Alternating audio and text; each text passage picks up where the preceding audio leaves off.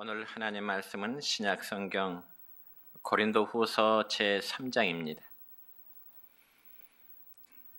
고린도후서 제3장 2절과 3절에 있는 말씀입니다. 말씀을 제가 봉독해 올립니다. 너희는 우리의 편지라 우리 마음에 썼고 무사람이 알고 읽는 바라. 너희는 우리로 말미암아 나타난 그리스도의 편지니 이는 먹으로 쓴 것이 아니요 오직 살아계신 하나님의 영으로 쓴 것이며 또 돌판에 쓴 것이 아니요 오직 육의 마음판에 쓴 것이라. 아멘. 사랑과 축복의 메시지 나눕니다. 사랑하고 축복합니다. 사랑하고 축복합니다. 감사합니다. 오늘은 신약성경 고린도후서 3장 2절부터 3절까지 있는 말씀을 중심해서 그리스도의 편지라는 제목으로 말씀을 선포하고자 합니다. 여러분, 저는 어렸을 때 편지 쓰기를 참 좋아했습니다. 그래서 얼굴도 모르는 사람과 펜팔을 나누어 보기도 했고요. 때로는 제가 쓴 편지 한 장이 계기가 되어서 수감 중에 있던 분이 예수님을 믿게 되는 그런 경우도 있었습니다. 물론 요즘이야 통신의 발달로 인해서 편지 한 장 쓰는 것이 참 귀찮게 여겨지고 있지만은 과거에는 모든 소식이 편지로만 오고 가고 있음을 우리 모두가 잘 알고 있는 현실입니다. 그래서 편지는 보내는 사람과 그리고 받는 사람에게 기다림과 그리고 기쁨이라는 특성이 있습니다. 그런데 편지는 인간과 인간 사이에 마음을 전한 도구뿐만이 아니라 하나님이 우리에게 주신 편지도 있습니다. 그건 다름이 아니라 바로 성경책이지요. 그리고 또한 우리 그리스도인들의 삶입니다.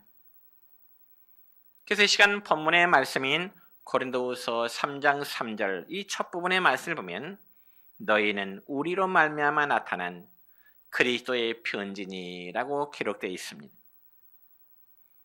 여러분, 우리 성도들을 다른 말로 표현하자면 그리스도인이라 그렇게도 말합니다. 그래서 이 그리스도인이라는 말은 그리스도께 속한 자, 즉 예수님께 소속된 자라는 뜻입니다. 그래서 사도행전 11장 26절의 말씀을 보면 이 그리스도인이라는 말이 맨 처음 안디옥 교회에서부터 사용하게 된 것입니다. 왜냐하면 그들의 삶에서 예수 믿는 냄새를 확실히 풍겨냈기 때문에 그렇습니다. 그래서 온 안디옥 사람들이 예수 믿는 성도를 가리켜서 저 사람들은 그리스도인이라, 예수님에게 소속된 자라 그렇게 불러지게 된 것입니다. 그렇다면 사랑하는 성도 여러분이여, 여러분의 삶 속에서는 예수 믿는 냄새를 얼마나 풍기고 계십니까? 혹은 직장에서나 혹은 이웃 사람들과의 관계에서 여러분이 교회에 다니면서 예수님 믿는다는 이 사실을 혹시 감추고 계시지는 않으십니까? 여러분, 우리가 시장에 가보면은 생선을 파는 아주머니의 몸에서는 생선 냄새가 납니다.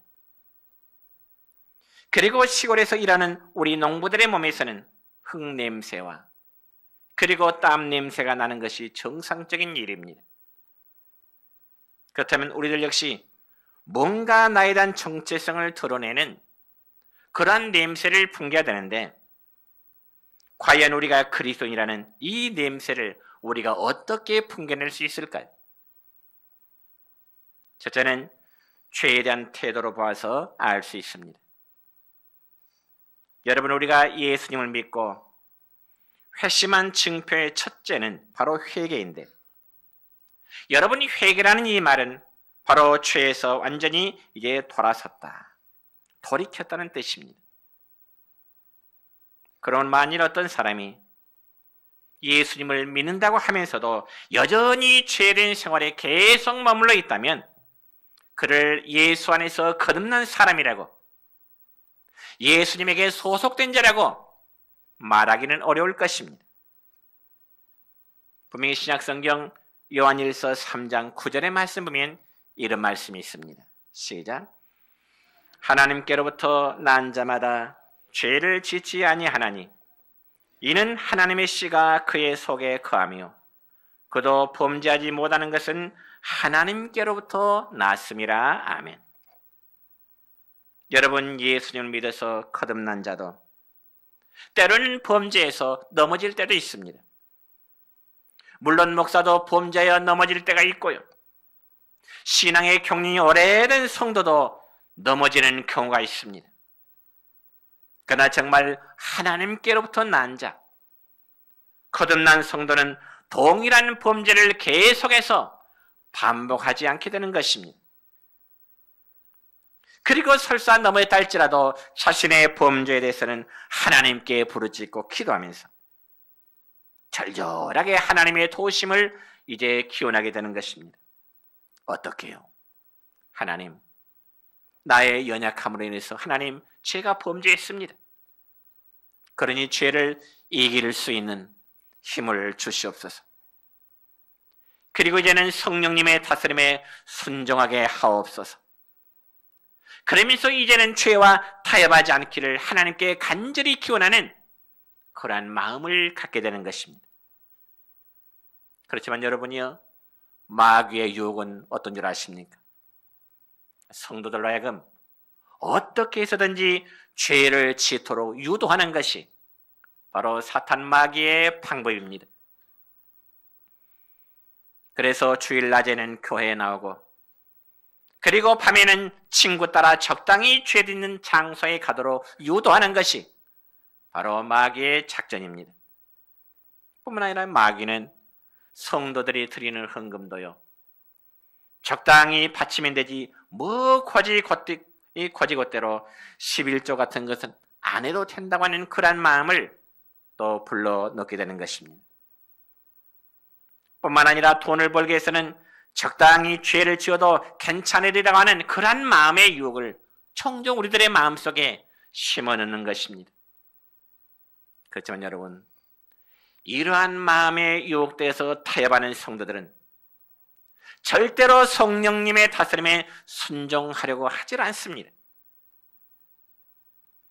여러분, 지난 주일과 월요일, 그러니까 4일과 5일이죠.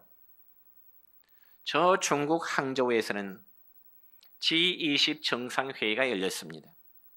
우리 모두가 매스컴을 통해서 잘 보셨을 것입니다. 여러분, G20 정상회의라면 세계 경제를 이끌어가는 20개 국가의 정상들이 이제 모이는 그런 회의입니다. 그러니까 G20이라는 말은 G는 영어로 그룹이죠. 20개 나라의 국가의 정상들 그룹을 말합니다. 그런데 여러분, 그 G20의 국가들은 주로 미국을 포함해서 영국이나 그리고 프랑스나 그리고 독일이나 캐나다, 일본 등등, 그게 개발도상국가로 우리나라가 포함되어 있습니다.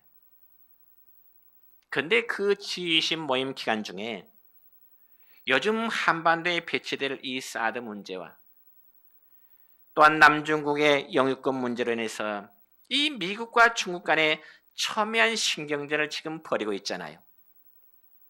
그던 차에 미국의 오바마 대통령과 그리고 저 중국의 시진핑 주석이 별도로 만나게 되는 그런 일정이 계획되어 있었습니다. 그런데 이 중국 측의 신경전은 오바마 대통령이 중국 항저우 공항에 내릴 때부터 이제 시작되는데요. 여러분, 어느 나라든지 다른 나라의 국가 원수가 방문할 경우에는 의전상 국빈 대우를 하면서 붉은 카펫을 비행기 트랩 바로 밑에 깔아놓습니다. 그러면 이제 비행기로 방문한 국가의 정상이 비행기 트랩에 내려서 그다음에 붉은 이제 카펫으로 걸어오게 되는 거죠. 그것이 하나의 외교상의 의전 관례입니다. 그런데 이번에 중국에서는 미국의 오바마 대통령에게 그런 의자를 완전히 무시해버렸습니다. 그리고 심지어는 이 시진핑 주석과 오바마 대통령 간의 언론에 의하면은 격론이 벌어질 만큼 서로 상대방이 주장을 하다 보니까 격문이 벌어질 만큼 타협점을 찾지 못하고 그냥 끝나버렸습니다. 여러분, 우리가 어떠한 협상을 잘하느냐 못하느냐 하는 것은 성공과 실패의 갈림길이 되는 것입니다. 그런데 그런 문제는 바로 우리의 영적인 면에서도 마찬가지입니다. 여러분, 창세기 3장의 말씀을 보면 인류의 최초의 인간인 이 하와가 사탄의 도구인 뱀과 타협하는 그런 내용이 언급되고 있습니다. 어느 날 뱀이 하와에게 접근해서 말하기를, 하와야, 하나님이 동산에 있는 모든 나무의 실과를 다 먹지 말라고 하더냐? 뱀이 하와에게 접근해서 하는 말입니다. 그때 하와는 답변하기를, 아니야, 동산에 있는 나무 실과를 우리가 다 먹을 수 있지만은 오직 한 가지, 동산 중앙에 있는 선악을 알게 한 나무 실과만은 먹지도 말고 만지지도 말라고 하와가 뱀에게 이제 답변하게 됩니다. 그때 뱀의 협상이 들어옵니다. 하와야, 그렇지 않아. 만일 너희가 동산 중앙에 있는 나무의 실과를 따먹어보면 그 순간 너희들의 눈이 밝아지게 될 것이고 이제는 너희가 하나님과 같이 높아지게 될 것이라. 놀라운 협상이 뱀을 통해서 하와에게 들어오게 되는 것입니다. 그래서 여자인 하와가 그 말을 듣고 하나님이 금하신 그 나무 열매를 바라보니까 이전에 보았던 모습과는 전혀 다른 모습으로 보이기를 시작하는 것입니다. 어떻게요? 바로 창세기 3장 6절에 보면 이런 말씀이 있습니다. 시작. 여자가 그 나무를 본즉 먹음직도 하고 보암직도 하고 지혜롭게 할 만큼 탐스럽기도 한 나무인지라. 여자가 그 열매를 따먹고 자기와 함께 있는 남편에게도 주매 그도 먹은지라. 아멘. 그러니까 동산 중앙에 있는 그 선악을 알게 한 나무 열매가 평상시에는 그렇게 안 보였는데 뱀의 말을 듣고 보니까 전혀 다른 모습으로 보이기를 시작한 것입니다. 이것이 바로 사탄의 접근 방법입니다. 사랑하는 성도 여러분이요, 인류의 조상인 하와라는 여인이 사탄과 잘못된 협상의 결과에서 인간에게는 죄라고 하는 것이 유전되었습니다.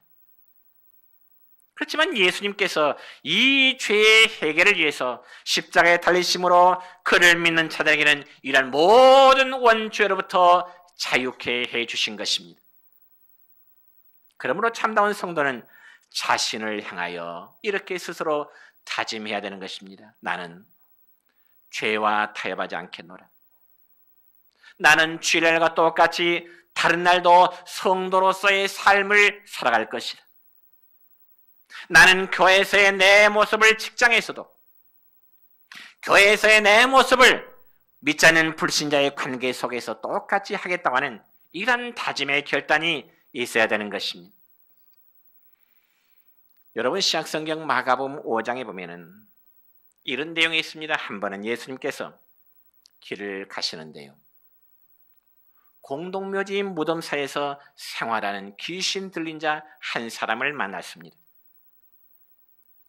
공동묘지 그 사이에서 생활하는 그 귀신 들린 자는 밤낮 가릴 것 없이 무덤 사이에서 큰 소리를 지르고요, 심지어는 자기의 몸을 돌로 쳐서 상처를 낼 뿐만 아니라 다른 사람들에게도 역시 해를 끼치면서 불안을 조성하는 귀신 들린 자를 예수님이 만나게 됩니다.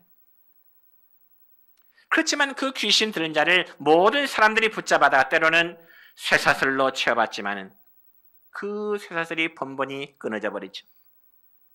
그니 어느 누구도 감히 귀신 들린 자를 이겨낼 수 있는 힘이 없습니다. 그런데 여러분, 성경에 보니까 예수님께서는 이 마가복음 5장 8절의 말씀 보면은 주님이 귀신들을 열령하여 더러운 귀신아 그 사람에게서 나오라. 예수님의 그 한 말씀이 선포될 때 그 귀신 들린 자가 귀신이 그에게서 쫓겨나가는 그런 현상이 이제 기록됩니다. 그러니까 귀신 들린 상태에서 고침을 받은 그는 얼마나 기쁘든지 많은 사람들이 모이는 성 안으로 들어가서 자기에게 일한 일들을 모든 사람 앞에 자랑하게 됩니다. 여러분 생각해 보세요. 이제까지 무덤 사이에서 소리를 지르면서 모든 사람들에게는 정말 공포의 대상이 됐던 그가 정상이 회복되었으니 얼마나 놀라운 일입니까? 그 스스로도 얼마나 기쁠 일입니까?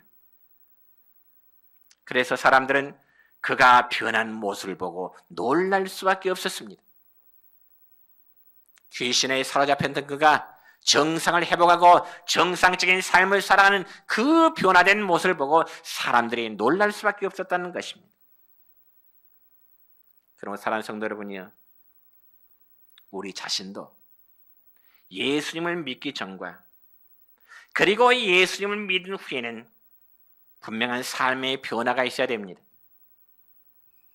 그 변화란 바로 우리의 삶의 변화입니다. 여러분 서양 격언에 이런 말이 있습니다. Ice is best part이라는 단어가 있습니다. 이게 무슨 말인가 하니 정직이 최대 정책이라는 말입니다. 여러분 로마서 13장 12절의 말씀을 보면 바울 사도는 로마에 살고 있는 성도들에게 오늘날 또한 우리를 향하여 권면하기를 하나님의 사람들은 어둠의 일을 벗고 빛의 갑옷을 입으라고 하는 신앙에 권면하고 있습니다. 그렇습니다. 여러분의 성도들이 어둠의 일을 벗고 빛의 갑옷을 입는다고 하는 것은 정말 우리 성도들의 삶의 정직함을 그렇게 의미하는 것입니다. 그래서 성도들이 하나님의 말씀에 기초해서 도덕적으로 정직할 때 우리의 가정과 우리의 교회와 우리의 사회는 변화될 줄로 믿습니다. 그런 자에게 하나님은 복을 허락하시는 것입니다.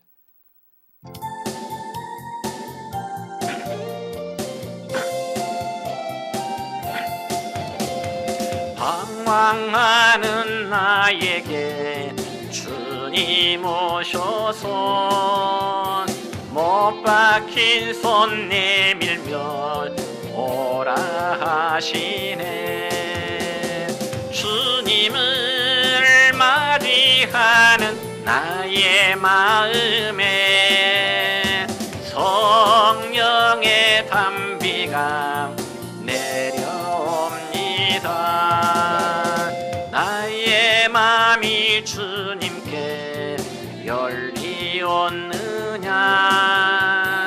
믿음으로 주 말씀을 받을 수 있나. 주여 나의 마음이 갈급하오니 성령의 빛 속에 젖어듭니다. 모든 것을 믿음으로 간구하는가. 말씀을 의지하여 응답받으라. 주님께 모든 영광 전부 드리고 겸손의 자리에 낮아 있으라. 여러분 어느 교회에 부흥회가 있었답니다.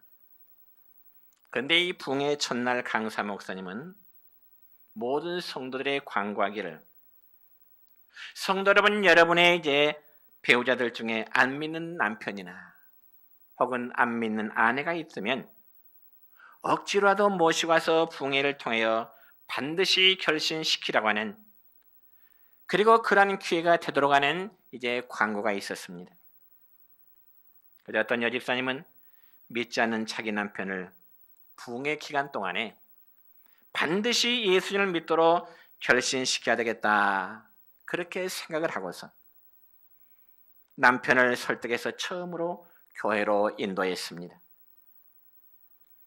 그래서 강사 목사님은 설교가 다 끝난 후에 오늘 교회에 처음으로 나오신 분 가운데 앞으로 예수님을 잘 믿겠다고 이제 다짐한 분은 자리에서 잠깐 일어서 주세요. 내가 그분들 위해서 축복기도 하겠습니다. 그렇게 했습니다. 그러니까 아내를 따라간 남편은 그 자리에서 일어서지를 않는 것입니다. 강사 목사님이 처음에 교회 나오신 분 일어서도록 하면 축복기도 한다니까 일어서질 않아요. 그저 남편을 모시고 간 아내가 자기 남편의 옆구리를 찌르면서 어서 일어나라고 그런 눈치를 보냈지만은 남편은 여전히 고개를 흔들면서 끝까지 일어나지를 않는 것입니다. 그래서 예배가 끝나고 집으로 돌아온 길에 아내가 얼마나 속이 상하든지 자기 남편에게 물었습니다. 아니, 오늘 밤에 당신이 예수님 믿기를 바랬는데 왜 그렇게 당신은 고집을 부리고 강사 목사님이 좀 일어서라고 하는데도 당신 일어서지 않았느냐고 불평을 쏟아놨습니다. 그때 남편은 아내의 불평을 듣고서 이렇게 말합니다. 내가 자리에서 일어서지 않는 것은 절대로 무례한 짓을 하고 싶어서 일어나지 않는 것은 아니요. 당신은 예수를 믿고 나는 안 믿는데 도대체 당신과 내 생활에 무슨 차이가 있어? 내가 하는 짓을 당신도 하고 내가 가는 곳을 당신도 가고 내가 보는 것을 당신도 보고 당신이 교인이라고 하지만은 나는 당신만큼 생활에 성실한 사람이지 않소? 남편의 그 말에 아내는 아무 말도 하지 못했다는 이야기입니다. 성도 여러분이요, 우리는 불신자들에게 그리고 사랑하는 내 배우자들에게 나의 변화된 모습을 보여주지 않고는 남에게 좋은 영향을 절대로 끼칠 수가 없는 것입니다. 실제로 인생의 삶에는 많은 변화들이 있지요. 건강이 우리를 변화시키고 돈 많이 벌어도 달라지고 결혼한 다음에 달라집니다. 그러나 사랑하는 성도 여러분이요, 가장 위대한 변화는 우리가 예수님을 믿고 회심한 다음에 오는 변화입니다. 믿으십니까? 그럼 우리가 회개하고 예수님과 동행하는 생활을 할 때 세상은 반드시 우리를 알아보게 될 것이고 우리가 참 그리스도라는 사실을 인정하게 될 것입니다. 그러면 우리가 그리스도인이라는 냄새를 또 어떻게 풍겨낼 수 있을까요? 두 번째는 우리가 무엇으로 만족하는가를 봐야 그리스도인이라는 냄새를 풍길 수 있는 것입니다. 무엇으로 만족하며 살아가느냐? 여러분이 잘 아는 말씀 가운데 누가복음 12장의 말씀을 보면은 어리석은 부자의 비유가 기록되어 있습니다. 여러분, 한 부자는 한 해 동안 지은 농사의 소출이 너무나 많아서 많은 곡식을 곳간에 저장해 놓고 행복에 가득 찼습니다.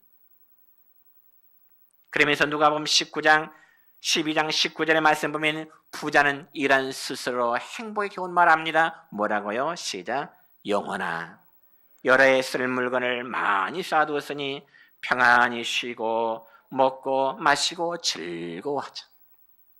여러분, 이 얼마나 행복스러운 고민의 말입니까? 그러나 이 말의 의미는 오늘날 자신의 삶 속에 하나님을 마음에 전혀 두지 아니하고 오직 세상 재물로만 만족하며 그 속에서 행복을 꿈꾸는 자들의 모습을 성경을 통해서 우리에게 말씀하는 것입니다. 하나님은 마음에 없고 오직 세상 재물로만 행복함을 갖추고자 하는 그런 사람들의 모습. 그러나 이런 자들의 결국은 분명히 구원과는 상관이 없는 사람들입니다. 그렇지만 성경에 보면은 믿음의 사람 바울 사도는 자신의 가장 큰 기쁨은 예수님을 알고 그를 섬기는 것이라고 바울은 고백합니다. 이 점에서 빌립보서 3장 7절과 8절의 말씀은 이렇게 바울은 고백하네요. 시작. 내게 유익가 되는 것을 내가 그리스도를 위하여 다 해로 여길 뿐더러 또한 모든 것을 해로 여김은 내 주 그리스도 예수를 아는 지식이 가장 고상하기 때문이라. 아멘. 이것을 보면 바울의 가장 큰 기쁨과 만족이 어디 있는가를 우리가 알 수 있잖아요. 여러분, 똑같은 동물이지만은 이 돼지란 동물은 진흙구덩에서 뒹굴 때 돼지는 행복감을 느껴요. 진흙구덩에서 돼지가 굴 때 돼지는 만족감을 느껴요. 그러나 양이란 동물은 진흙에 빠져서는 결코 만족하지 않아요. 만약에 양이 진흙구덩에 들어갔으면 거기서 나오려고 발버둥을 치는 것이지 돼지처럼 그 속에서 뒹굴지는 않아요. 이 말을 비유하자면 우리 사람들도요. 어떤 사람은 죄악 속에 뒹굴에 살면서 그 속에서 만족과 즐거움을 누리지만은 그러나 하나님의 사람은 설사 죄에 넘어질 수 있지만은 죄에 넘어짐을 깨달았다면 그 속에서 죄를 누리는 것이 아니라 그 속에 속히 빠져나오기를 발버둥 치려고 노력하는 자입니다. 그게 바로 구원받은 증거입니다. 여러분, 창세기 7장의 말씀을 보면은 이런 내용이 있습니다. 여러분, 노아 시대 하나님께서는 인간의 범죄를 심판하시기 위해서 이 땅에 밤낮 40일 동안 대폭우를 쏟으셨습니다. 40일 동안 밤낮 쉬지 않고 가랑비 이슬비 정도가 아니라 대폭우를 쏟으셨다는 거예요. 이 비를 내리셨어요. 그때 홍수의 심판 사건에 인해서 이 땅에 있는 모든 생명들은 다 죽임을 당할 수밖에 없었습니다. 그렇지만 노아는 방주를 만들었고요.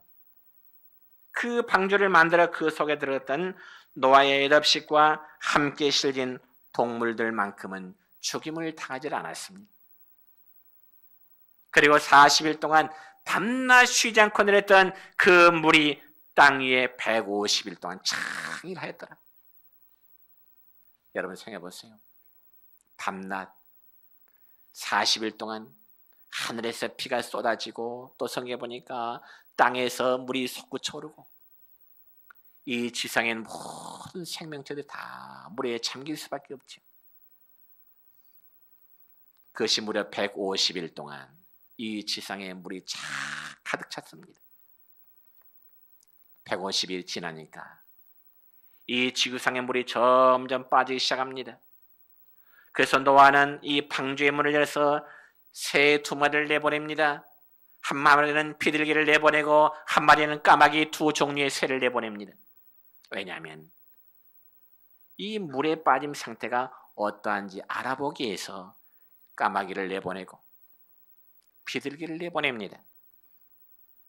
근데 똑같이 내보낸 까마귀는 돌아오질 않는 거예요.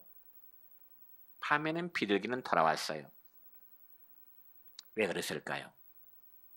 까마귀는 여기저기 나뒹굴어진 사람들의 시체 위에 앉아서 그 시체를 뜯어먹기 위해서 즐겼겠지만은 그러나 비둘기는 그럴 수가 없었습니다.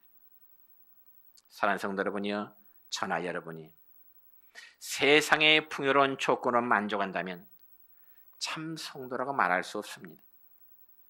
그렇다면 여러분, 우리 스스로 한번 진단해 볼까요? 여러분은 어떤 분과 가까이 지내십니까? 그리고 여러분은 조금 한가할 때 어떻게 시간을 보내십니까? 또한 여러분은 TV 드라마 보는 것과 예배 드리는 것 중 어떠한 것을 더 소중히 여기십니까? 여러분이 즐기는 것이 무엇인지에 따라서 여러분 자신이 참 성도인지 아닌지를 분간하게 될 것입니다. 그리고 세 번째로 우리가 그리스도인이라는 냄새를 풍기는 것은 교회에 대한 태도로 알 수가 있습니다. 사랑하는 성도 여러분요, 주님은 저와 여러분을 사랑하셨기에 십자가 위에서 자신의 몸을 내어주셨습니다. 그렇다면 우리 역시 주님을 사랑한다고 하는 것이, 주님을 신뢰한다는 것이 너무나 중요한 문제입니다. 그래서 우리가 주님을 사랑한다면 이제는 주님의 몸된 교회를 사랑해야 되는 것입니다. 주님의 몸된 교회를 사랑하지 않는 자가 주님을 사랑한다고 말할 수는 없는 것입니다. 그러면 과연 주님의 몸된 교회를 사랑하게 되는 그 구체적인 행위가 무엇일까요? 첫째는 구원받은 성도는 하나님께 예배 드리기를 사모해야 되는 것입니다. 여러분, 참된 성도는 하나님의 날에 하나님의 집인 교회에 가서 함께 예배 드리기를 간절히 사모하는 자입니다. 저는 여러분에게 묻고 싶습니다. 여러분 자신, 여러분 스스로에게 한번 제 물음에 여러분 자신에게 답변해 보시기 바랍니다. 성도 여러분은 주일날 하나님 앞에 예배 드리기를 사모하십니까? 여러분 자신에게 한번 스스로 답변해 보세요. 두 번째로, 혹시 여러분 주일날이니까 교회에 가는 날이라서 어쩔 수 없이 이곳에 오시진 않으셨습니까? 또 묻습니다. 여러분은 교회로 나오시는 여러분의 마음에 기쁨이 있으십니까? 아니면 정말 나와 계시는데 어쩔 수 없이 이 자리에 앉아 계시지는 않으십니까? 성도 여러분이 깨달으시기 바랍니다. 하나님은 예배 드리기를 사모하는 성도들의 예배를 받으시고요, 그런 자들에게 은혜를 주십니다. 그리고 두 번째로, 구원받은 성도는 교회의 선한 일에 동참하는 자가 되어야 됩니다. 여러분, 마태복음 7장 16절의 말씀을 보니까 그의 열매로 그들을 알지니라는 말씀이 있습니다. 이는 우리 생활의 열매로 우리가 구원받은 하나님의 백성임을 나타내라는 것입니다. 여러분, 예를 들어서 과일나무를 밭에다 심었다면 때가 되면 반드시 열매가 맺혀야 되잖아요. 이와 마찬가지로 우리들의 신앙생활에도 믿음의 연륜에 따라서 선한 일에 동참할 수 있는 그런 성도들이 되어야 된다는 것입니다. 왜냐하면 우리 모두는 다 동일한 지체들이기 때문에 그렇습니다. 그리고 한 가족이기 때문에 그렇습니다. 여러분, 예를 들어서 왼손이 일하고 있는데 오른손이 외면하는 거 보았습니까? 오른손이 일하고 있는데 왼손이 외면하는 거 보았습니까? 함께 돕게 되는 것입니다. 그와 마찬가지로 우리 성도들은 예수님을 머리로 해서 서로 연합된 자들이기 때문에 교회의 일이 바로 내 가정의 일처럼 그렇게 생각해야 되는 것입니다. 믿습니까? 교회의 일은 교회 일이고 내 가정사는 내 가정사, 구분해서는 안 됩니다. 그건 연합된 공동체가 아니에요. 더욱이 교회 안에서 교회의 직분자는 더더욱 그렇습니다. 하나님 우리에게 직분을 주신 그 목적이 무엇일까요? 교회 목사로, 장로로, 권사로, 집사로, 각 기관의 성가단의 교사로 이러한 직분을 주신 목적이 무엇일까요? 교회에 출석한 지 여러 해가 되었다는 하나의 공로 때문일까요? 여러분은 직분은 결코 명예가 아니고요, 공로 때문도 아닙니다. 직분은 그리스도의 몸인 교회를 위해서 선한 일의 공동체로, 즉 선한 일에 동참하도록 하는 것이 하나님이 우리 각자에게 주시는 직분의 목적인 것입니다. 이제 말씀했습니다. 우리는 세상 사람들에 보여주는 그리스도의 편지입니다. 그래서 세상 불신자들이 우리를 바라보는 모습은 곧 우리 자신이 주님이 보낸 편지와도 같아야 되는 것입니다. 그러면 어떤 모습들을 세상 사람들에게 보여줘야 될까요? 죄에 대한 올바른 자세를 보여줘야 되고요. 또한 우리가 무엇으로 만족하며 살고 있는지를 보여줘야 되고요. 마지막으로는 교회를 사랑하고 섬김에 대한 모습을 보여줘야 됩니다. 그래서 우리의 삶 가운데 우리 주님이 드러나시기를 힘쓰는 우리의 모든 성도 되시기를 주님의 이름으로 축원합니다.